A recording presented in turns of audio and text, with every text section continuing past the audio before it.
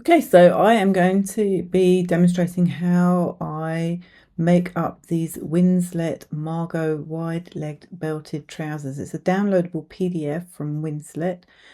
The first time I made it, I found it a little tricky, but but I do like the effect of them, so I'm going to make them again and record what I have found an easy way or to interpret some of the instructions.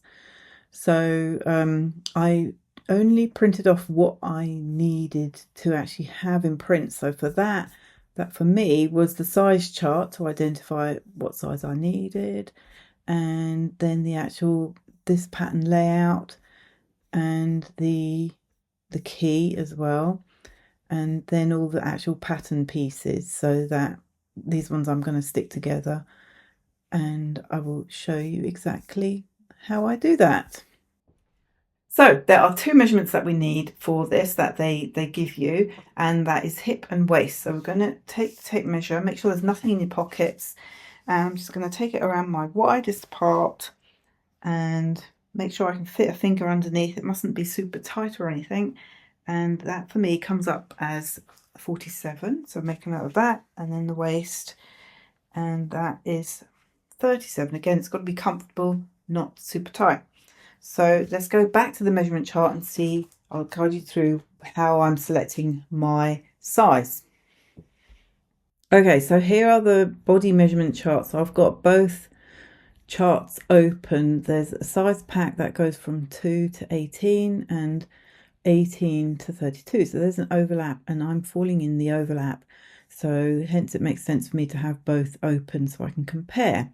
So there is a bit of discrepancy because the size 18 on the smaller pack, the hip body measurement is 46, yet in the larger pack it's 47, even though it's the same size.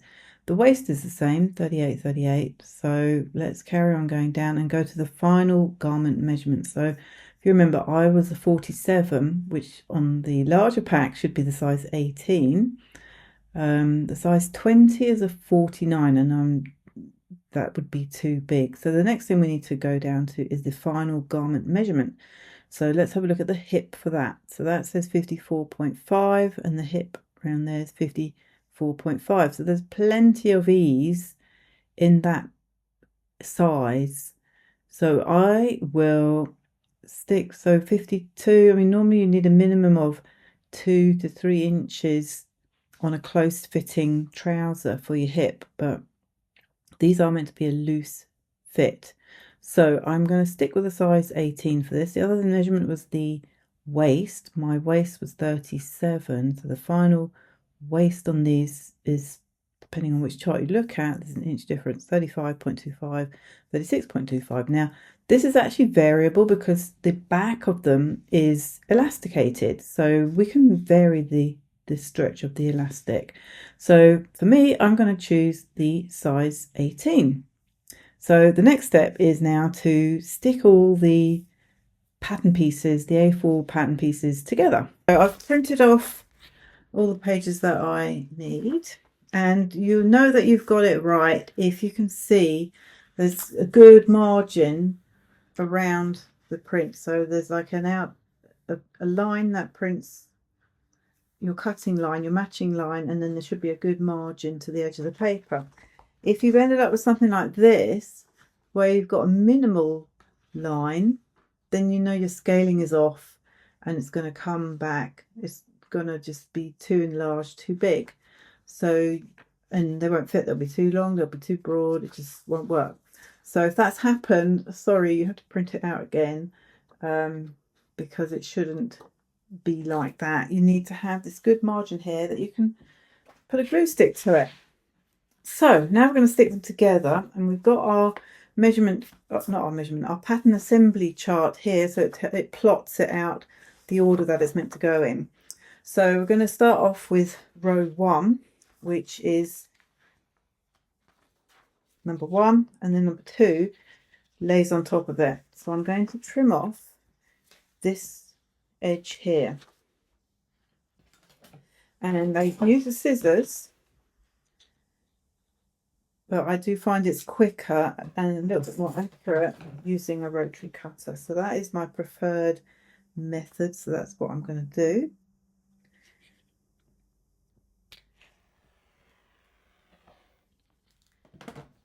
When I trim that off, then I can put a little bit of glue, and I prefer glue stick. It does say you can use tape, but I actually find that a glue stick is better because you've got a little bit of wriggle room. If you get it wrong, you've got time to just re-stick it and reposition it. With sellotape, it tends to rip the paper. So what I'm trying to do is I'm lining up those triangles and these lines here, that they're all in a straight line. That's it. Then we move on to the next piece. So I'm going to trim off this edge because that's going to line it with theirs.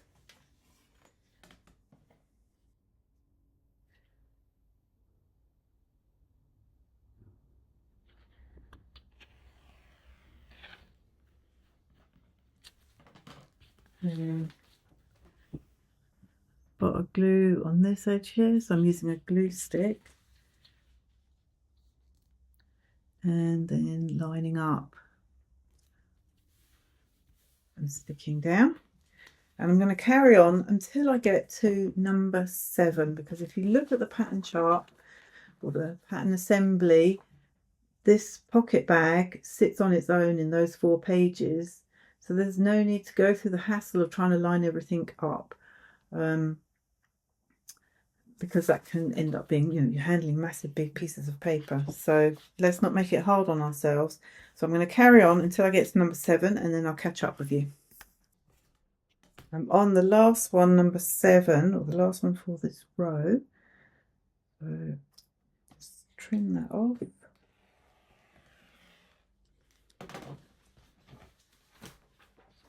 Bit of glue here.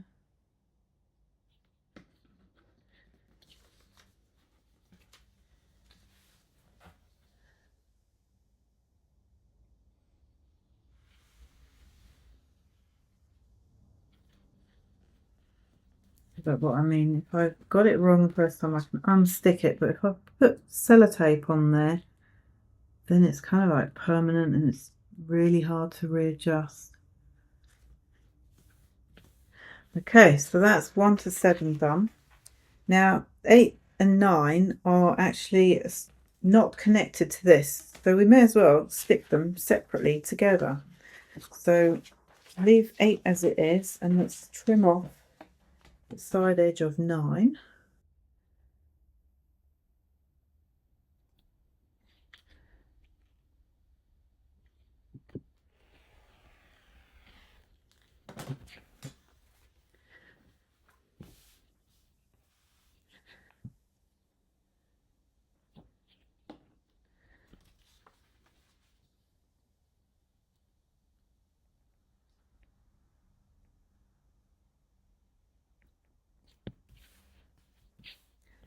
And that's part of the pocket bag. So now the next one that's coming up in the pack is 10. So I'm going to put 8 and 9 to one side. We're going to scoot back down to the bottom here because that is where 10 belongs. And so I just need to trim off the top there. So do that first.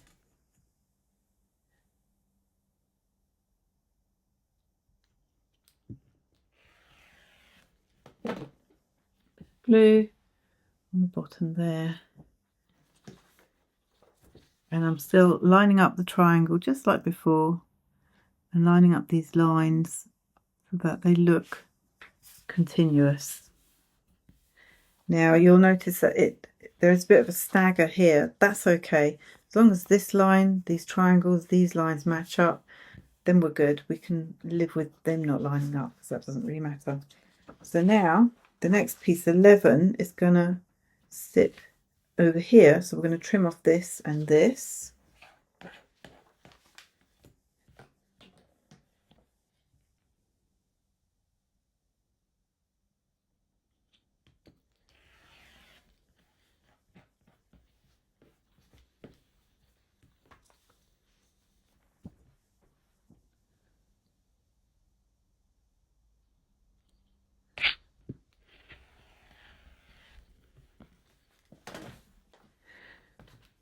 Move it out of the way, and then a little bit of glue here, not too much because we don't want it wrinkly.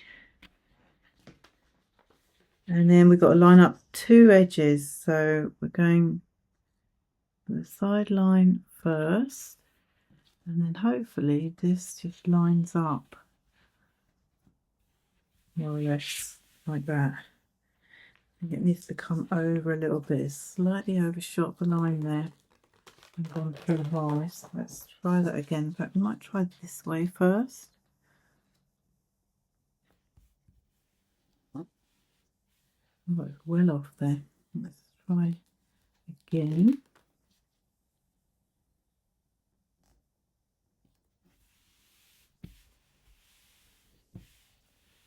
That's a little bit better.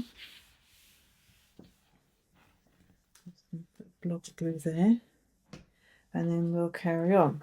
So you can see it's kind of getting trickier now because we're lining up two edges, and hence that's why I don't attach more than I need to. If the pattern pieces don't need to, then there's no point giving yourself that extra aggro.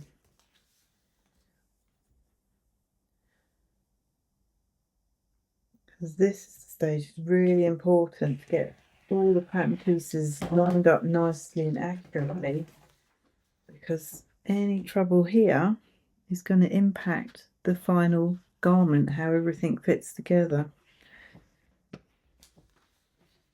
So I'd even go as far as to say this is probably the trickiest part of these pants, getting these pages lined up correctly.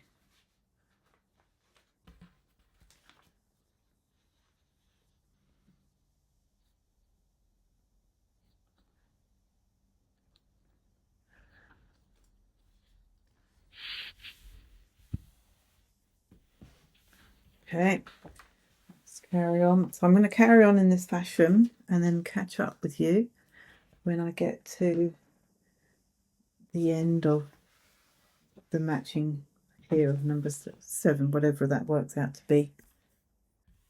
Okay, so we got to the other end of the trousers, and now we're back onto the pocket. So I'm going to put that one side, get 8 and 9 out, which has got the pocket bag, and I'm going to join 17 and 18 there. So just cut off this bottom, oh, sorry, the top, it's not the bottom.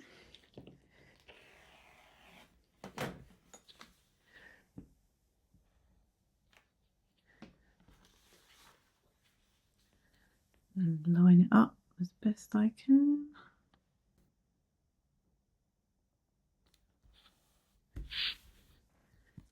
And this piece. So some people I've also seen, they just overlap it, but I find that really hard to do because then you lose these lines. They're not so easy to see, and it's harder to match up all the notches and get it accurate. So my preference is to actually chop off these margins.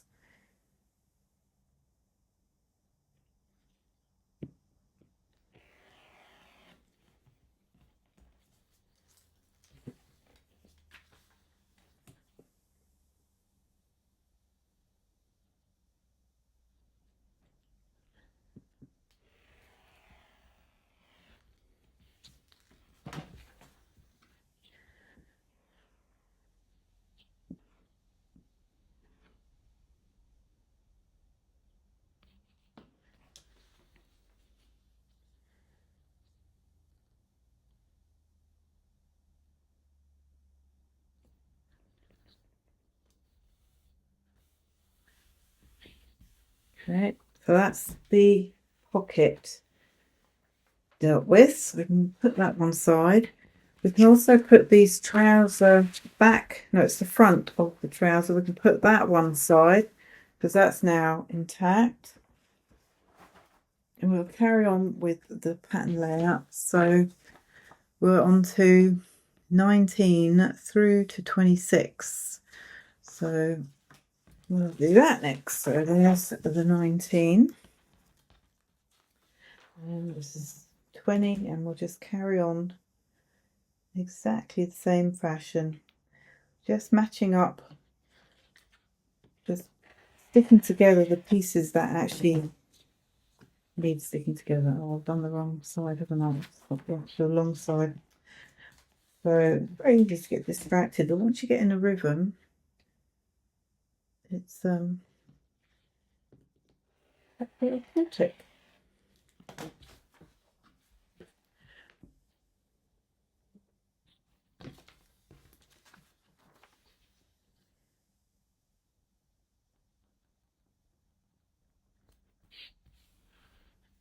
So rather than you have to watch me through this, I'm just going to carry on sticking. So I've got all the pieces together, and then I'll catch up with you when I'm done sticking everything together. Okay, so I've stuck all the pieces of paper together. So the next challenge is to cut out just the pieces that are your size. So, and the other thing is, what I discovered is that these facings aren't really necessary if you're using the same fabric in your pocket bag. If you're going to use like, if you've got like a thicker fabric, like maybe it's a woolen brocade or something like that, that you're not going to use as your pocket bag, then you do need these facings. But I'm going to use linen, so I'm just going to be happy. I don't need the facings because the pocket bag that's going to be part exposed is in the same fabric anyway.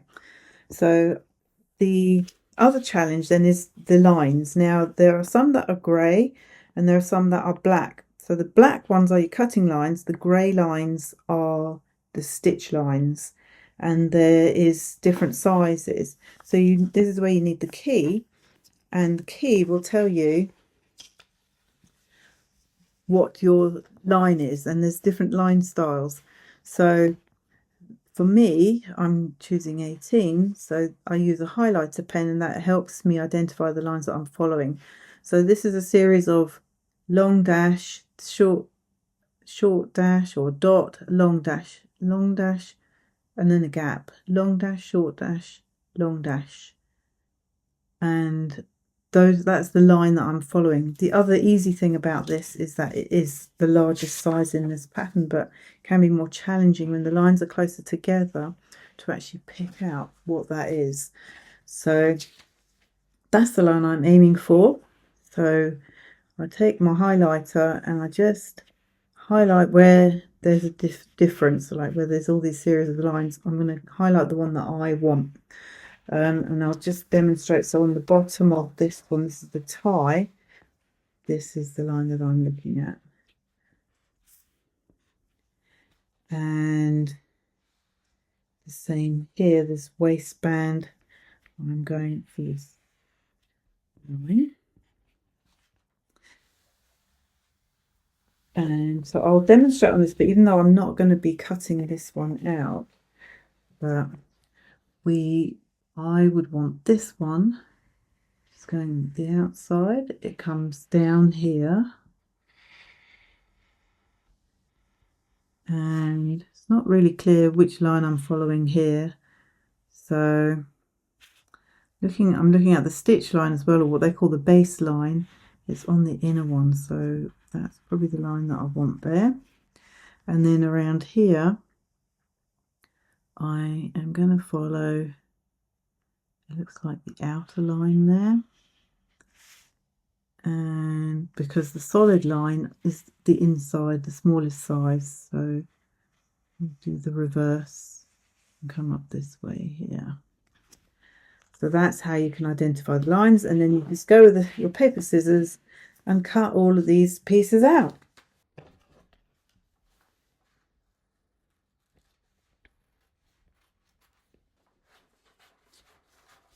And what I also like to do is I just rough cut the pieces, because it just makes it easier than handling these massive big lengths of paper. So here on the pocket bag again, I'm going to just highlight the lines that are my cutting lines. Down the outside there, that one is fairly straightforward. Where it is confusing is this line here. I definitely want to cut along this outer line, but we've got this line here, so I'm going to just put a mark up here. It's not a cutting line, even though it's been marked as a cutting line. It's to help line up the other side of the pocket bag. The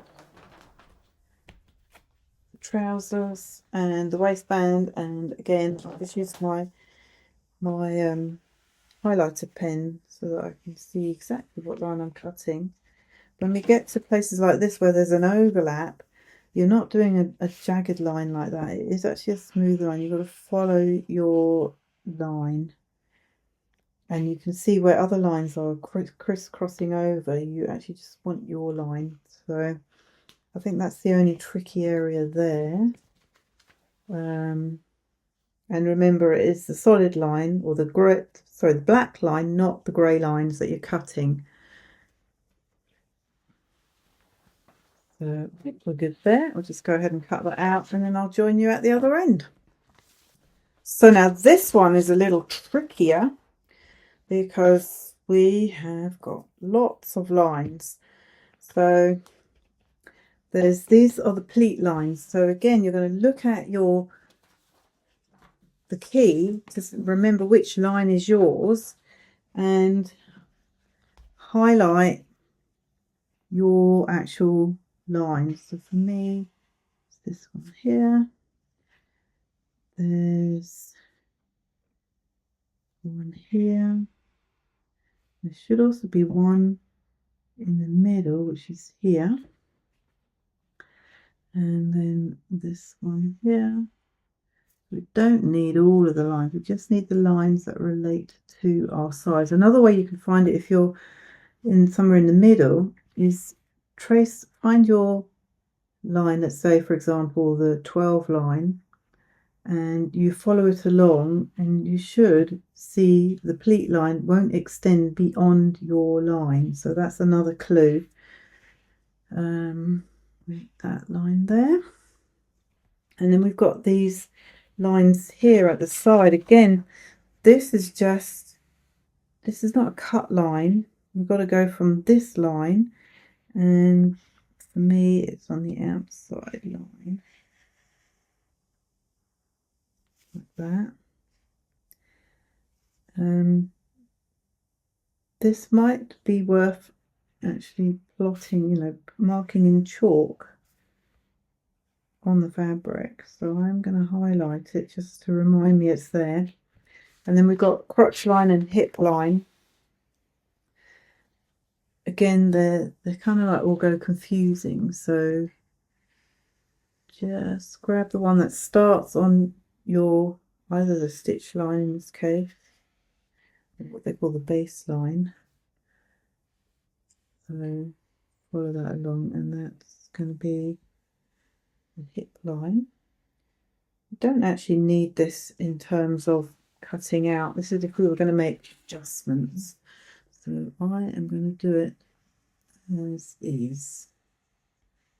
But if you wanted to check that your crotch line and hip line are in the right place, then you can actually take a measurement with the tape measure from the waistline. So you need to also then make sure the seam allowance. So you go from the baseline and you drop it down to here, and you can check, is that the right crotch depth for you? So I'm going to assume that it's all okay. Now there was this little bit of an overlap here, so I'm just going to smooth that off with a ruler so that I get a nice smooth line. So I'm going to take it from up here and just join it. And it's literally a millimetre. If I have a nice clean line to cut against, then that makes it easier. So, cutting.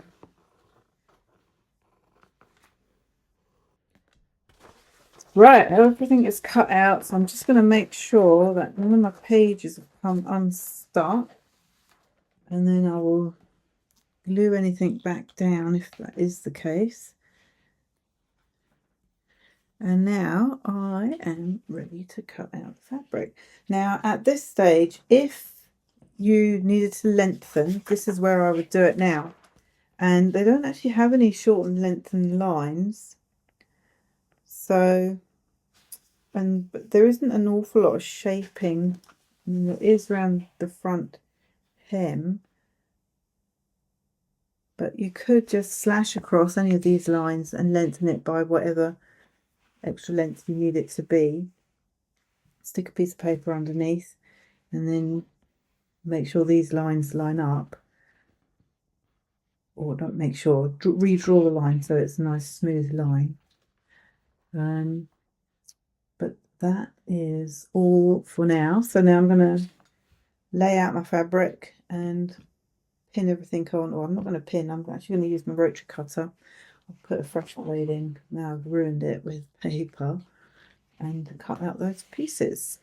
Okay, so I've got my fabric out, I've doubled it, as in I folded it in half so that the selvage edges are matched up. Now the most important thing is to make sure that the straight grain is on grain. So this arrow here, what I'm going to do to help me is just to extend it along the whole length of the pattern piece so that it's easier to then line up with the edge of the fabric. So I can then take a measurement from there, from both ends, and make sure that they are more or less in the right place, which amazingly they are. And just make sure the pattern piece is on the fabric. So then I can put my pattern weights on and then cut it out. Or you can pin it and cut it out with scissors, whatever your preferred method is. So I'm still under the cutting mat there, so that's fine. And let's see if this blade will work.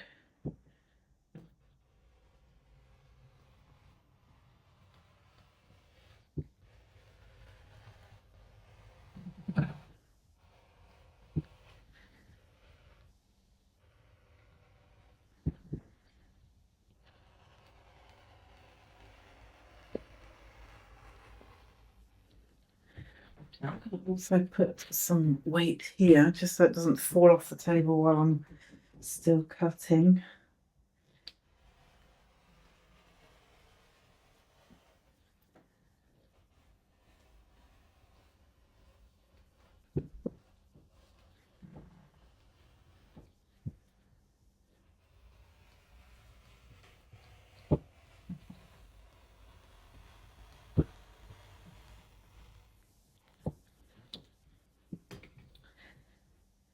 Okay, that's the back cut.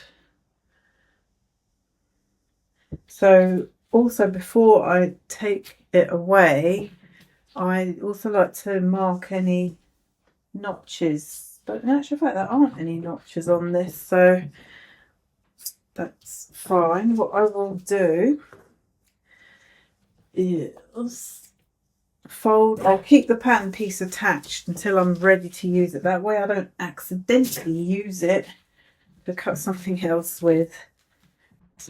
Yeah, fold this away. It's 2 legs cut. And while I've got this nice long piece here, it might be that I can fit one of these pieces in there. So I've got the waistband and I've got the waist belt. So it looks like that could fit in there quite nicely.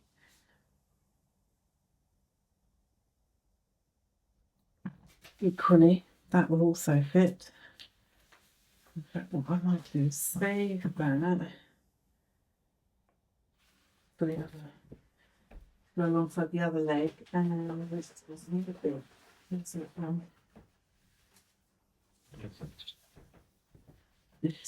can maybe fit in a bit there. So what I'm going to do, just to make it easier to handle, I will bring this along here.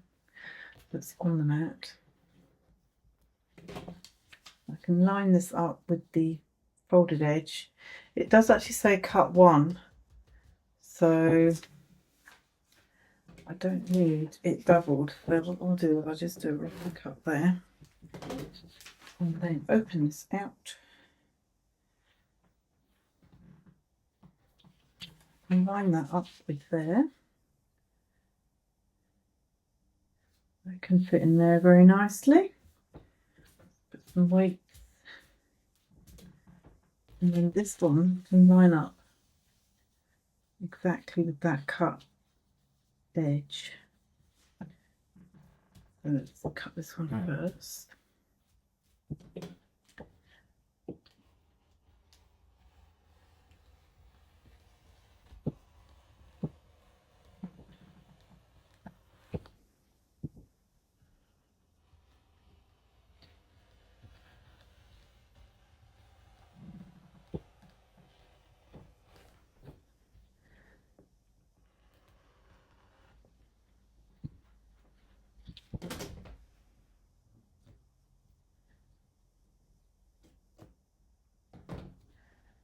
Okay, now there are some notches here, so they are worth transferring, and there's notches here. So the way I do that is I just do a little snip into the seam allowance, and I do it no deeper than the actual seam allowance, so it shouldn't be more than 5 millimeters.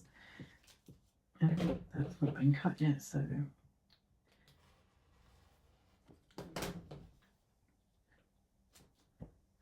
and there's one here.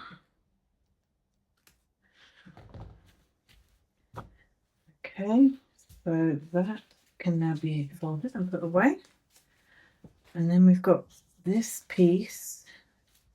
It could actually fit in this slim bit here. Let's have a look.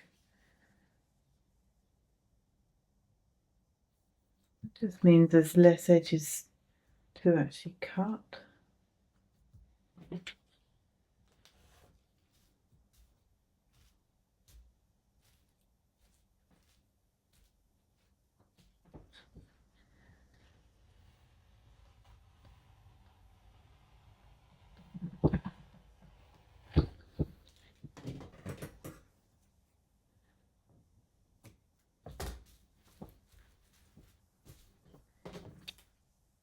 And there aren't any markings on that one, so that's fine.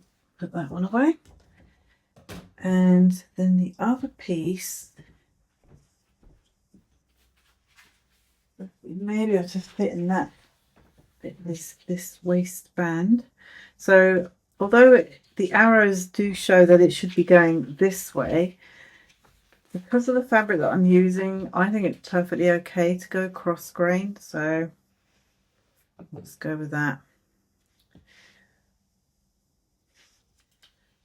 So I can still use these straight edges that I know that are straight, line up my cut edge with the edges on the mat, and then I can get my ruler, and as long as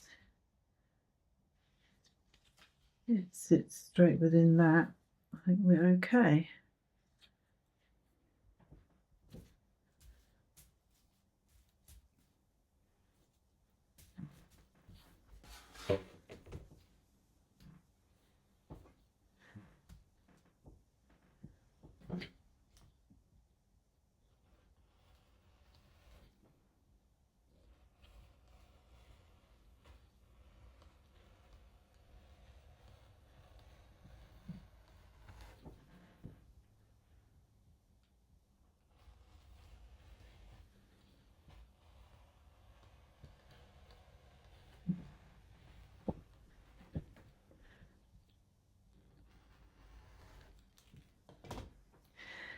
Okay, and there's a centre mark as well here, so we'll transfer that. I'll just do a little snip into the seam allowance. Did that work?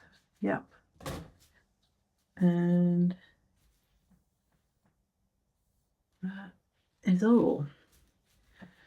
This piece needs to be cut in, this is the front waistband, it needs to be cut in the interfacing as well. So whilst I've got that piece there, yeah, because the waistband, we want a bit of more firmness. So I'll put this be a medium weight.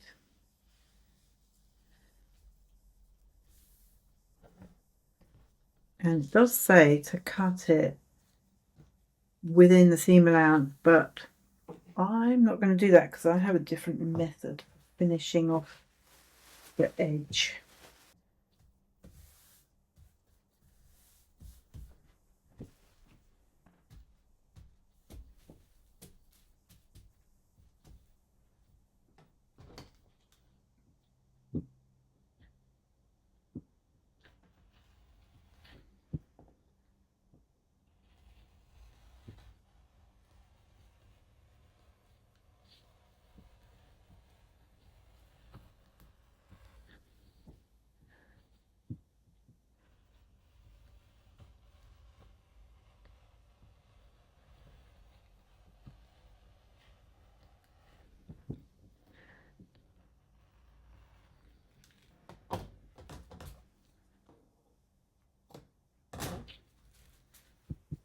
Okay, then we will match. There we go. Match those two up together. And put the pattern piece that way. Now the front trouser piece. And again, I'm going to lengthen this straight grain line.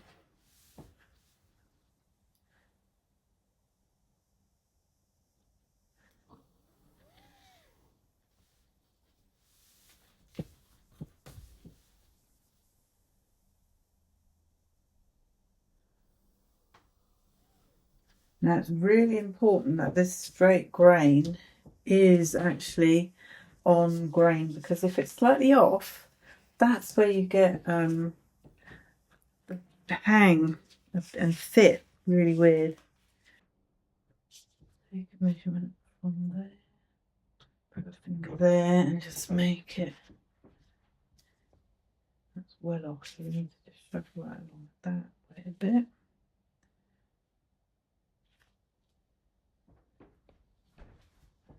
Here, and that is on grain, so we'll put all of that around here.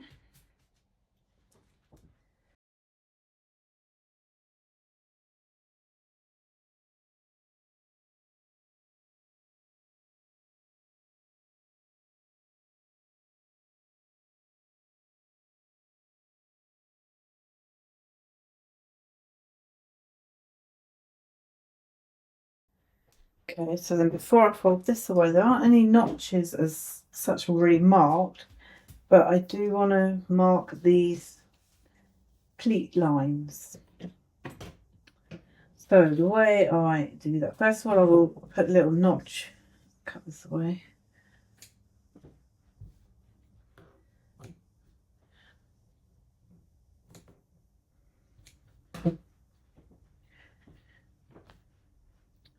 I'm going to cut a little notch here at the tops of the pleat and the centre of the pleat.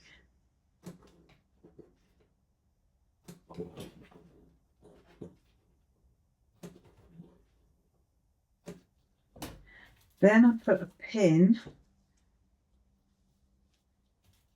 in the line.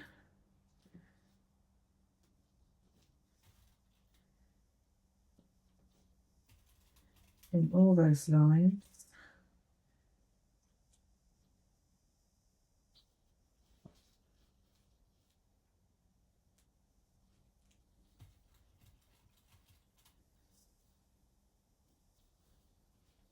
So I'm doing it at the top and at the bottom, I don't know if you can actually see what I'm doing. Place this way. So I'm putting a pin at the bottom and tops of these lines.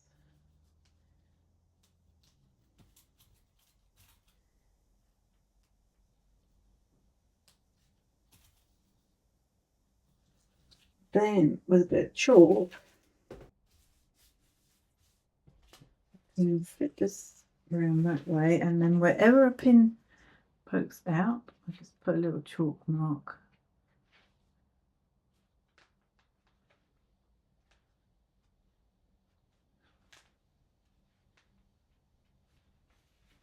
And then put it back down. And then I'm going to do the same for the other side. So just peel back with some of these weights because they're holding it down.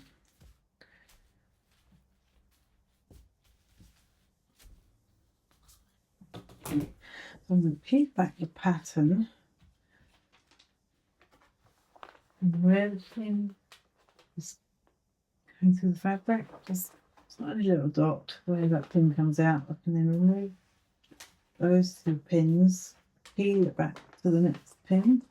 That one came out. Put it back in.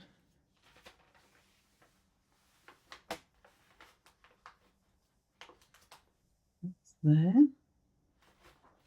That one can come out.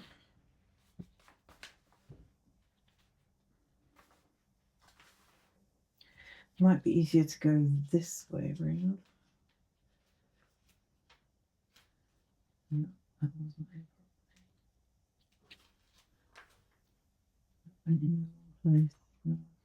That there. And that there. That one can come out.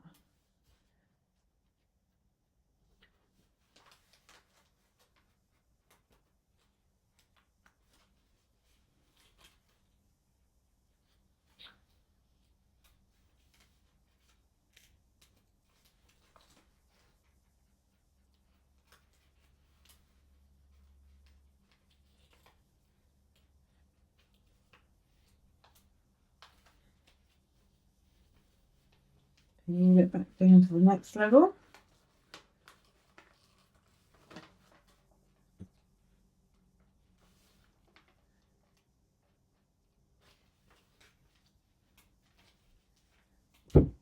Get that away, and then you'll see there's these dots. So I'm going to get a ruler and join my chalk marks up where the chalk is. So this little short one, the midpoint, should match up with the cut, the snip. So these chalk lines are going to help guide me where the pleats go. And flip it around the other side, and repeat on this side.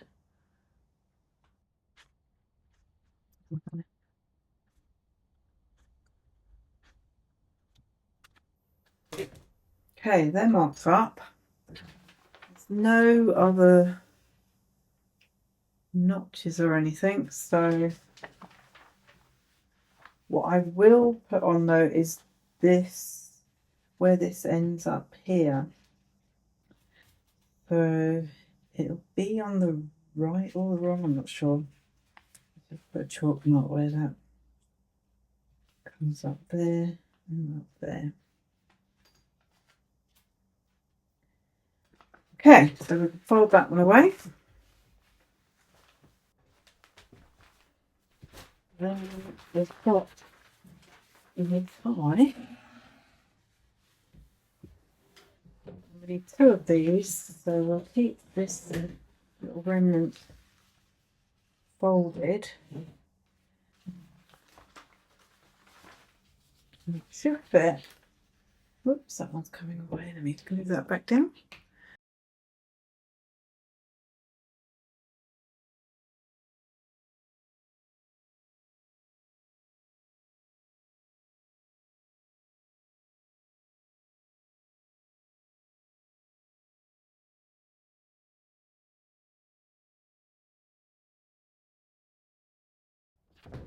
And then the last piece to cut is the pocket bag.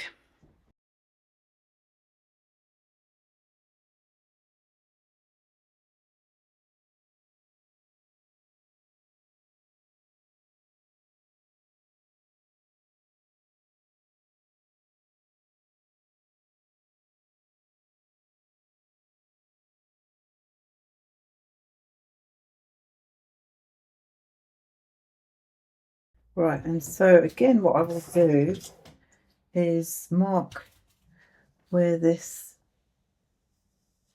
line is, where just where the top of it is, in both layers, like that. And that is all the pieces cut out. So the next step, or the very first step that they talk about, is doing the pleats. So I would do this because my pleat marks are in chalk and I don't want them to be obliterated. So I'm going to fold the pleats together. So the best way to do this, put a pin through one of the legs of the pleat and make it come up the other side, and then do the same at the top, near the top. You can also use those little snips that you did, line them up, and then you can pin these in place. And the helper is that this middle chalk line as well, that should be right on the edge. So then you're just going to stitch along there. I'm going to prepare all the pleats first and then go ahead and stitch them. Once I've done that, I'm going to overlock all my edges. Nowhere in the pattern does it say how you should finish or when you should finish, so I tend to always do it at the beginning before I've stitched anything together, so that fabric doesn't fray. And I'm going to do it to this as well. Now I'm going to overlock them, but an alternative could be that you use bias tape, in which case you would probably do it after stitching the seam and then bind it. Okay, so that is the front legs done. The pleat is done and I've pressed it nice and flat, and then I overlocked all the edges, which meant that I caught in the pleats in the back. So we're next ready for the next step, where they tell you to do the pockets. Now I'm gonna go off a piece of these pockets because they talk about facings and everything, and I don't actually think it's necessary when your pocket bag is the same fabric as your fabric of the trousers. So what we're going to do is, we've got this long, there's one edge that's slanted and there's one that's going to form the rest of the side seam.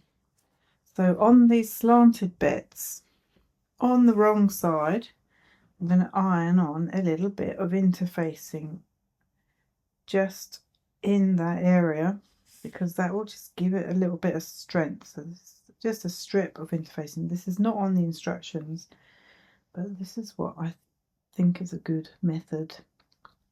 So I'm going to take that to the iron and then iron that on. Okay, so that interfacing is now ironed on the wrong side of the pocket bag. So, and it's on that angled bit. So now we're going to line up those angled bits, right sides to right side. And in fact, before we go any further, I do want to overlock this edge and this edge, but not the bottom edge yet. Okay, so we've got the pocket bag with the interfacing. So, and this is the one of the fronts of the trouser. Just going to put right sides together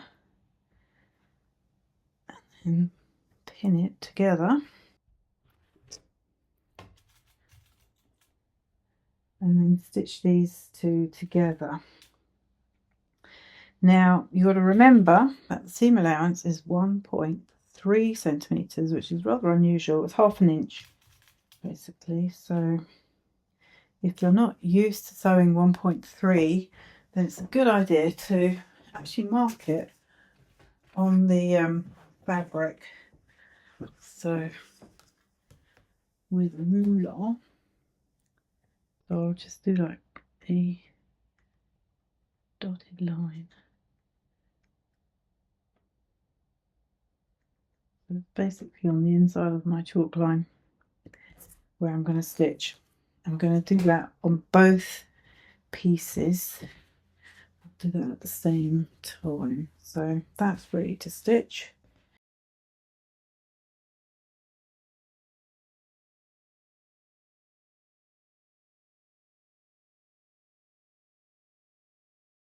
Okay, so that is stitched, and then it should be understitched. So you open it out, go from the good side and stitch about 2 millimeters away from that seam edge, so that you're stitching the seam allowance to the pocket, and that just helps do a nicer finish. It just pulls the pocket underneath so you don't see that fabric peeking through like a double layer. So what I do is I use my stitch in the ditch foot, or it's also called a blind hem foot, and I use that as my guide to, I let the blade travel along that seam whilst the machine stitches to the right of it. So this is it understitched. Then you want to press it and then press it under so that the pocket bag is on the wrong side of the trouser, and you'll see that it makes this nice finish. Now in the instructions it looks like they're calling it understitching, but it looks like it's on the outside here as a top stitch. Now you could top stitch it. I am choosing not to, because I think the understitch should actually serve that purpose there. We're going to fold this pocket bag over this way so that it matches up with the side seam here. Put a pin in it.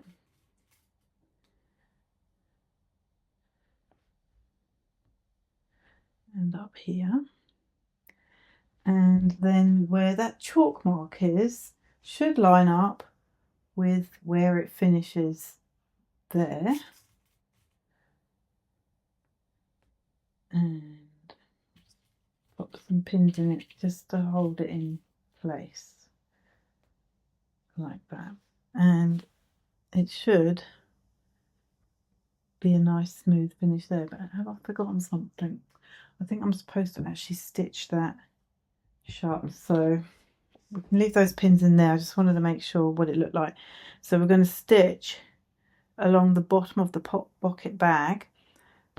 I'm going to take that off, keep that there, and then I'm going to overlock it. Do you remember I said I wasn't going to overlock the bottom of the pocket bag because it's better that this is a nice clean cut, or not doubled up in all this overlocking.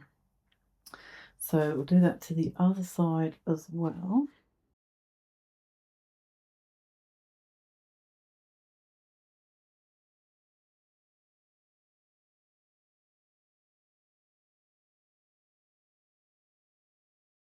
Okay, so that's the bottom of the pocket bag is stitched, so we're going to pin that in place to the side seam. Now I think it's a good idea, they don't say it in the pan, but I think it's a good idea to just tack that or baste it. Machine basting is fine, and the same up here on both pieces, because then that will just help control it. And because the next step is that we're gonna be, where's this going? The next step is we're going to be sewing the two fronts together at the crotch seam, and it's a little bit easier to do without having the danger of pins poking in you, or losing the pins even while you're working. So that is what I will do.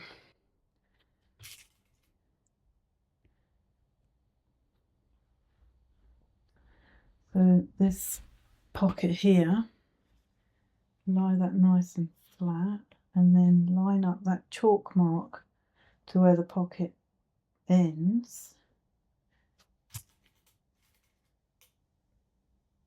Put a pin there and a pin there. So the next step is to stitch I'm going to baste across there, and then I'm going to put these right sides together, the fronts, and sew the center front crotch seam.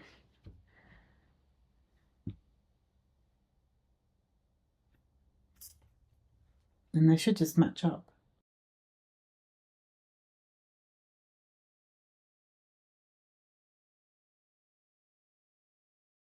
And while we're about it, we can do the same to the backs. Around the whole of the backs.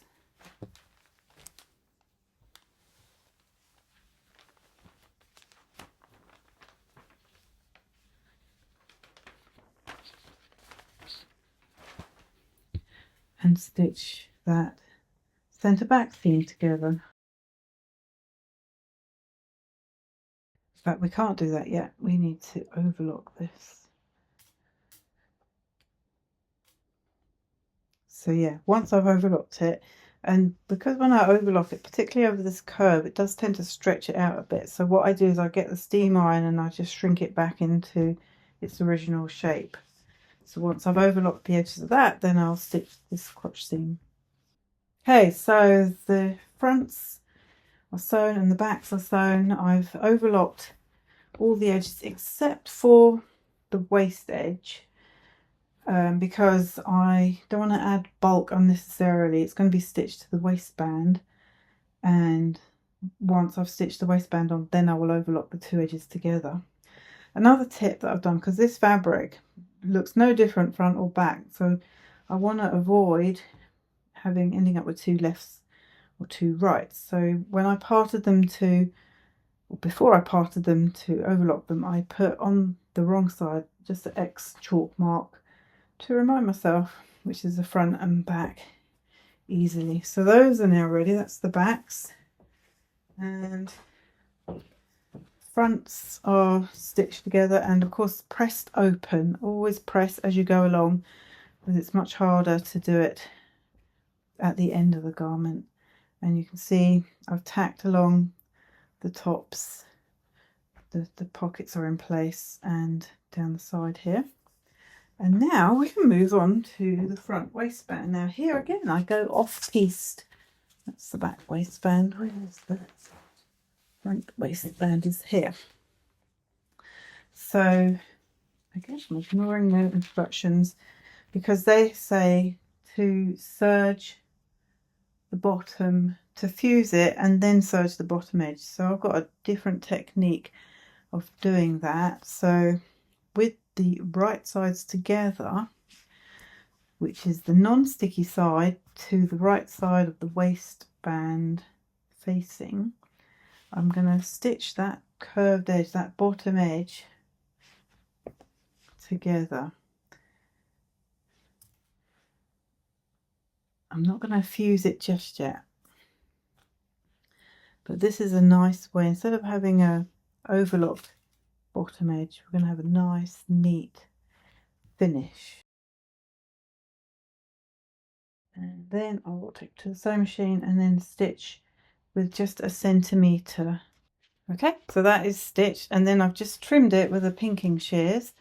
The next step is to open this up and then understitch, so that seam allowance, stitch it to the interfacing side all the way along there. And then when that's done, press this, fold this up and then press it nice and flat, and you end up with this nice finished edge there. So that is the front waistband facing. You can see it's a much neater finish done like this. So the next step is to make these belt loops, and I just follow the instructions just as they are, where you fold in one side, fold in the other, then fold it in half, and then stitch along both sides. And then you cut 3 pieces that are 7.5 centimeters long. Okay, so those are the straps. What I've also done, I've pressed centimeter in on both ends of one of them. That's the one that's going to sit in the back, in the center back, and then the other 2 I've just pressed over a centimeter, because I think it makes it easier. They don't tell you to do this yet, but I think it makes it easier at this stage. So the next thing is we're going to assemble all of that to the fronts. So we've got the front laid out here, and they suggest putting one of these on the pleat that is nearest the side seam. So, and they're going to go downwards like that. So we'll pin that one in place there, and then the other one centering it on that pleat on the other side. And then we're going to put on this waistband facing, so they should meet up end to end. There shouldn't be any overlap, and if you remember to put that cut in the middle, then that should line up with the center front here as well. So we'll pop some pins in there, and everything else should just match up.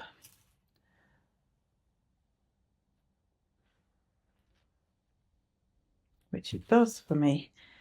The first time I did this, because I didn't really know what was happening on these side pockets, it was because this wasn't in the correct place. I'm going to leave that pin in there that's holding the belt loop, so that it doesn't dislodge.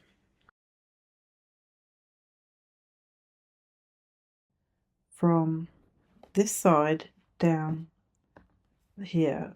So what I want to make sure is that if there are any pleats, they're held in place with a pin so they don't flip over as I stitch them. And seam allowance, that one's okay, and here as well, that's caught nicely. So now I'm going to stitch all the way across there, remembering it's 1.3 centimeter seam allowance. Okay, so that is stitched, and 2 other things that I've done that they don't tell you to do is that I did understitch it. So I stitched the seam allowance to the facing, and then I also, because it's quite bulky, I trimmed away one of the layers so that it was, well, basically layered the seam allowance, just trimmed it a bit shorter, because eventually this is going to fold over like that, and you don't want a massive big bulky line underneath. So that is now the front section done. We're going to continue with the back waistband, which is this piece here, and I'm going to jump ahead to one of the steps, because it says eventually, after you've attached the elastic, to fold up this one edge and press it. Now I think it's easier to do at this stage rather than after you've attached the elastic to it, because it's going to scrunch up like that. Okay, so I've pressed that bottom edge over. So I'm going to grab the hold of the backs. I'm going to stitch this on right sides together.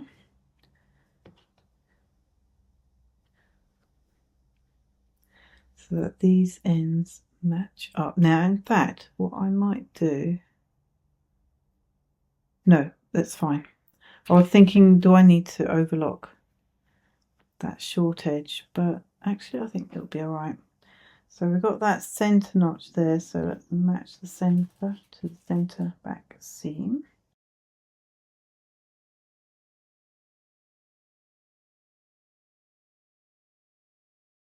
So let me stitch that and I'll come back to you. Okay, so now I'm gonna fold this over where I did my fold and pin this in place from the underneath. So what I'm checking for is that wherever I pin, it's coming through on the underneath here, because I'm going to stitch in the ditch all the way along here. So we don't want it to be too long, otherwise it'll be a bit ridiculous. And this again is not following the instructions. I just think this is a much easier construction than what they suggest.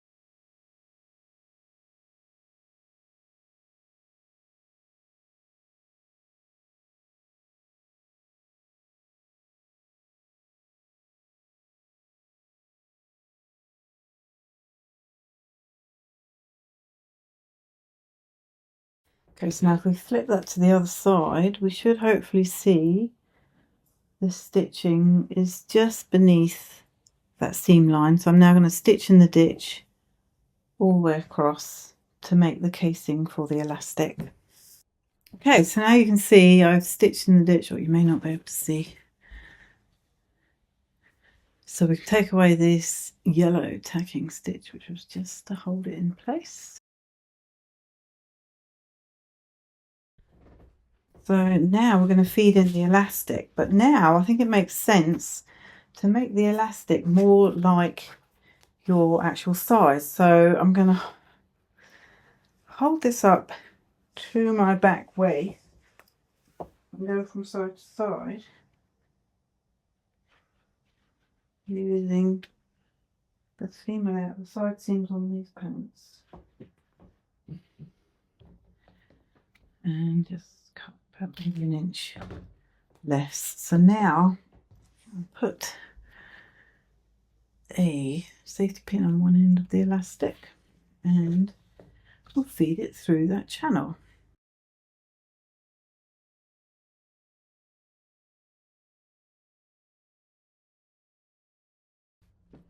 So what I need to make sure is I don't lose that end. So once I'm there, I'm going to fix that with some pins.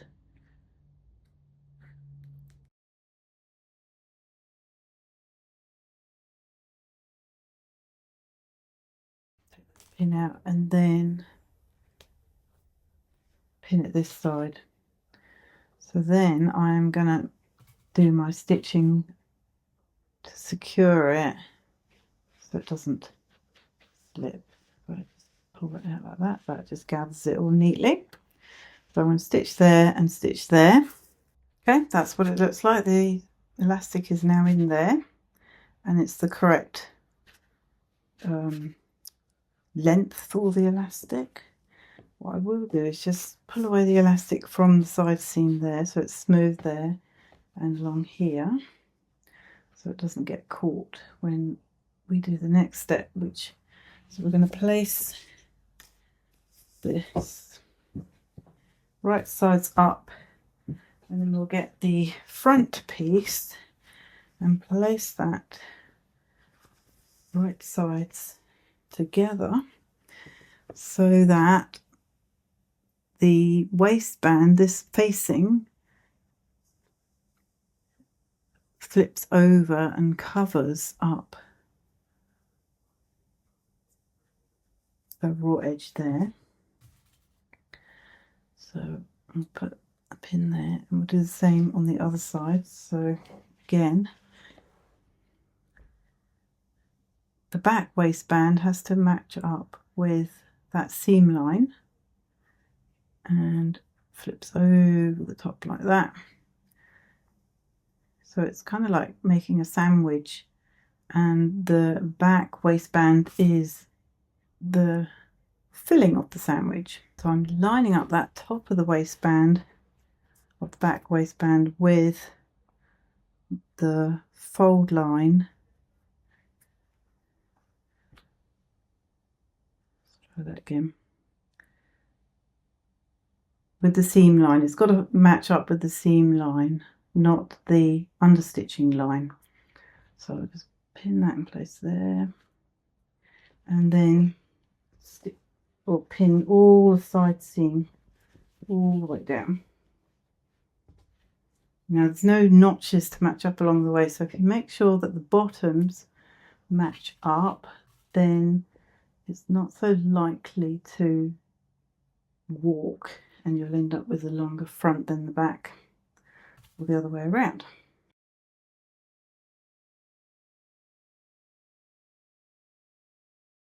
So notice that there's a little bit of bagginess on the front, so when it comes to sewing, make sure that the baggier side is on the feed dog, and then it will just ease it in. You'll let the feed dog do the easing, so you don't get any pleats or it running off the other side. So I'm just going to pin the other side as well.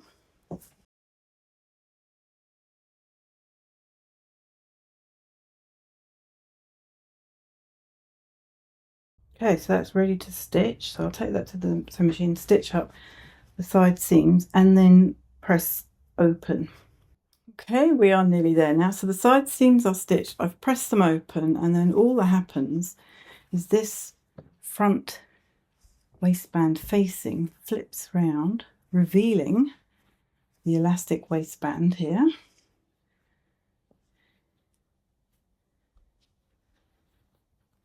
Da, da, da. So turn it in the right way around. Well, actually no, then we need to stitch the inside leg seam. So if we pin it first, then we can just do that in one fell swoop. Again, make sure that the bottoms do match up. Make sure as well we don't twist anything. The crotch seams need to match as well, the front and back.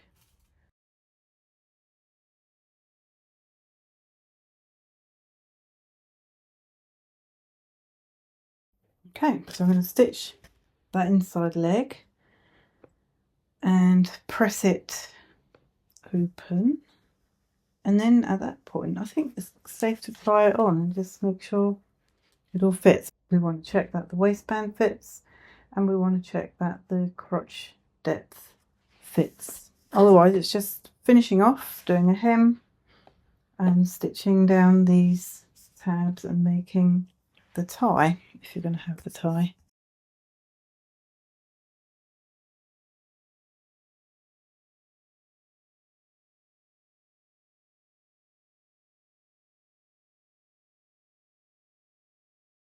So I want to include a little side note here if you need to actually adjust the elastic. So this is the first pair that I made, and where the elastic was way too big because I followed their instructions.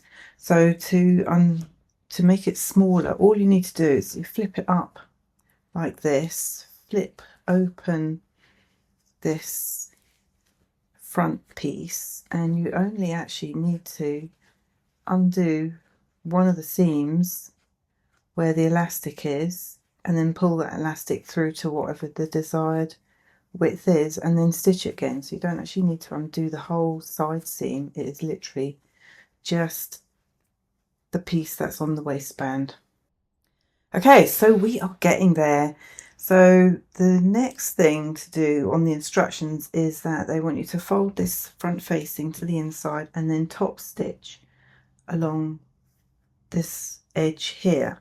But now what I have noticed is, because it's a curve, that waistband kind of wants to pop out, and it's because it's on a curve. So before you do any top stitching, I am going to just clip into this curve to allow it space to breathe so that it can open out and lie a bit flatter. So I'm doing what, every 1.5 inch, just to clip up to the stitch line, not through the stitch line.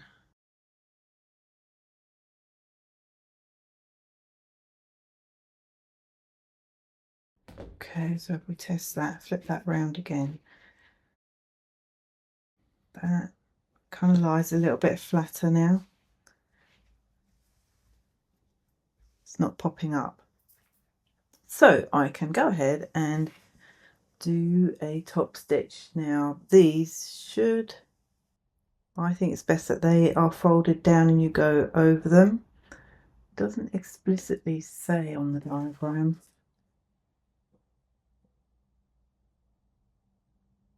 In fact, it doesn't look like they are stitched at all, that they should be kept free, so that's what we better do then. Okay, so that is stitched now. It's lying nice and flat. So I did a longer stitch length for this. It was 3 for me, to make it look deliberate. And so then the next step, which is nothing tricky, they say fold under 1 centimetre, and I follow their instructions exactly, and then it just folds down here, and then you put a few stitches to secure it in place here, this one here, and because there's plenty of fabric underneath to strengthen it, I'm not going to add any other strengthening. And then on the back, we've got the back loop also has to sit.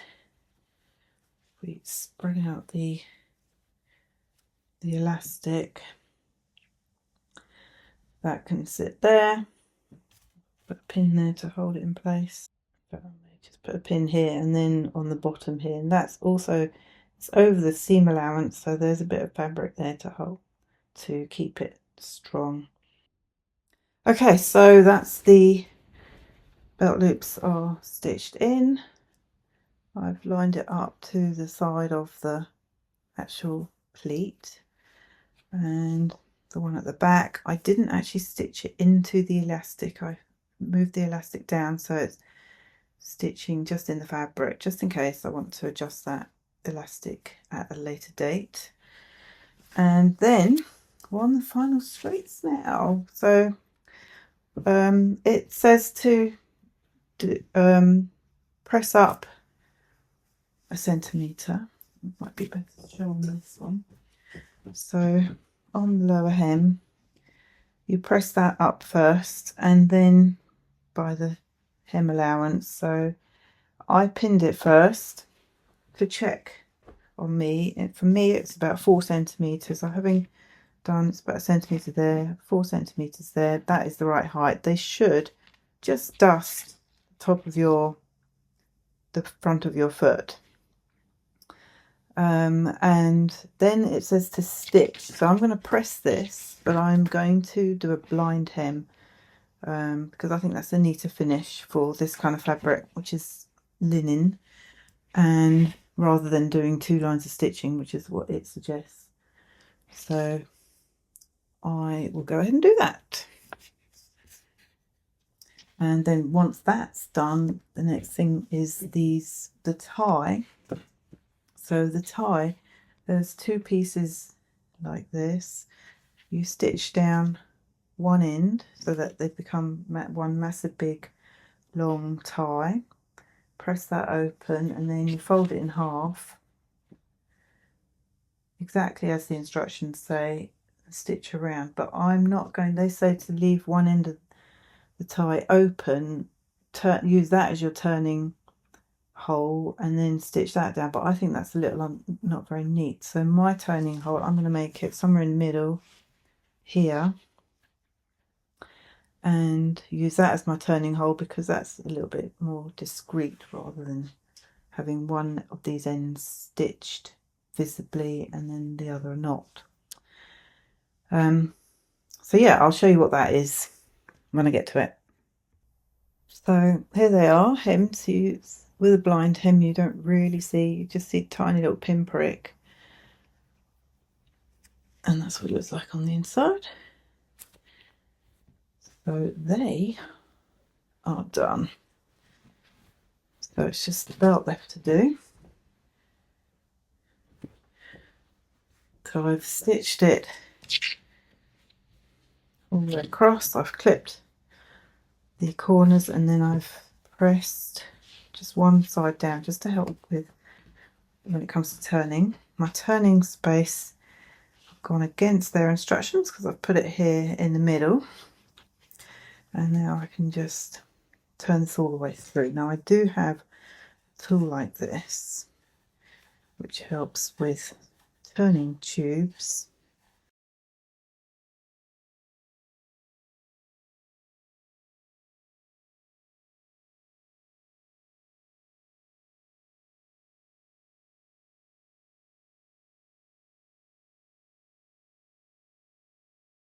And do the same the other end.